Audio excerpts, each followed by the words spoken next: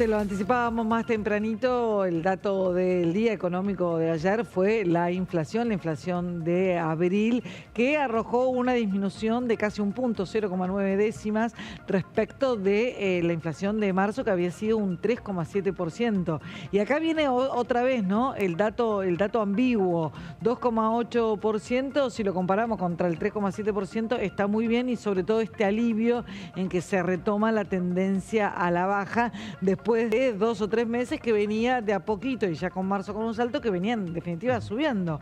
Ahora el punto es que también con una mirada de un poquito más largo plazo, si miramos bien desde octubre a abril, tenemos la inflación que no logra bajar el 2,2%. Enero fue el piso, 2,2%, y a partir de ahí otra vez inició un ascenso hasta llegar al indicador de marzo, y ahora que vuelve a retomar.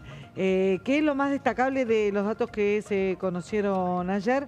Bueno, más allá del 2,8% general, lo que más subió fue restaurantes y hoteles. Esto es para marzo. Hay que marcar que en marzo cayó Semana Santa. Marzo, No cayó abril. Semana. Hubo feriados, pero nada del otro mundo. Recreación y cultura, y atención con prendas de vestir y calzado. Esto sí, ahí lo tenemos en la plaquita. Esto es típico, obviamente, de marzo, es estacional. Y alimentos y bebidas no alcohólicas. Acá está el impacto que hablábamos también cuando se conoció el índice porteño, está el impacto de la carne. Porque en definitiva es esta categoría la que permitió que bajara tan fuerte. La inflación 2,9, apenas por encima del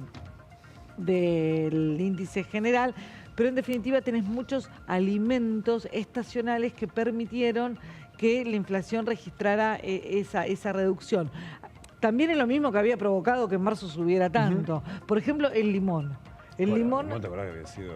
El limón había subido más de 30%, bajó lo mismo que había subido. Entonces ahí... Y además en esta época del año que como hay excedente de manzana y pera, baja muchísimo también el precio. Menos mal, porque estaban carísimas. Estaban carísimas, pero bueno, después de la cosecha, lo que no es exportable termina habiendo un montón de oferta en el mercado.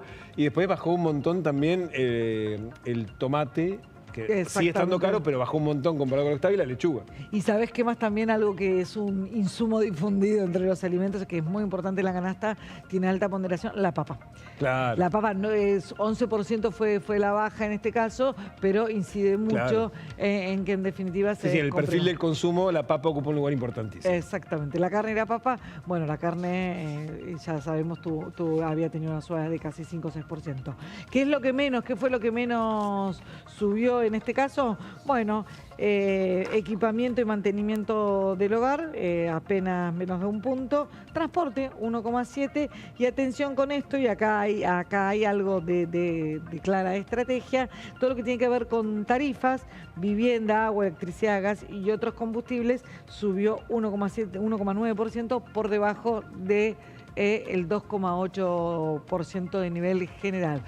Obviamente esto se toma como un gran éxito. La acumulada es de 11%, casi 12% en lo que va de los primeros 4 meses del año, 47,3% la interanual, y otra vez la comparación con las cifras que dábamos el año pasado, y lo que el gobierno festejó como un éxito, aun cuando un índice de 2,8% a esta altura de la gestión y a esta altura de las expectativas en las que todos estamos esperando ver cuando llegamos al 1%, bueno, no sé si es un dato tan fantástico, pero en definitiva sí es una buena noticia que se retome la tendencia a la baja. Y por se supuesto que iba a bajar mucho más, ¿te acordás cuando se redujo a la mitad el crawling peg? Claro, bueno, sí, pero hay que marcar que fue el mes que se levantó el cepo. Y eso es algo que marca el gobierno, y esto es algo que ayer desde el gobierno marcaba mucho el propio Milei en un tuit que vamos a ver ahora. Fue el mes en el que se decía la inflación va a volver a volar porque se levantó el cepo. La primera semana hubo un salto de precios. Y así todo se retrotrajo, y eso es lo que el gobierno marca como el principal éxito. Prácticamente no hubo impacto. Y acá tenemos obviamente el tuit del presidente. Ahí está.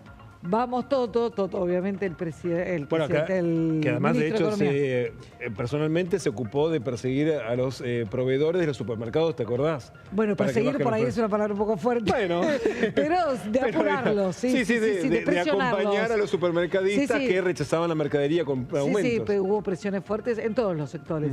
Les recuerdo a varios sicarios con micrófonos y econochantas decían que la tasa de inflación del mes de abril saltaría a niveles del 5 o el 7%. El dato, 2,8%. A los que tengan ganas de divertirse, propongo que vayan y revisen el archivo de Mandriles. Chao. Bueno, acá hay que decir que en definitiva, más allá del tono, siempre este tono un poco bastante agresivo, es verdad que las proyecciones eran las que marcaba el presidente y que todos estaban viendo una película en esos primeros algo diferente. Días de salida del cepo. Bueno, está bien, pero un economista serio de verdad, que debería hacer unas proyecciones. Bueno, de hecho era en su momento, digamos, lo que había hecho Caputo. Hoy no me importa. Esperemos unos días más. A veces, el lunes, ¿te acuerdas? Claro, a veces no son 100 metros, a veces es una maratón. Sí, claro. Y eso en la economía argentina, ya lo sabemos todos. Pero bueno, también es cierto, los comportamientos argentinos en general solían indicar eso, que iba a haber un salto. Bueno, felizmente no fue lo que pasó. Sí, felizmente para el bolsillo de los por supuesto, obviamente, claramente.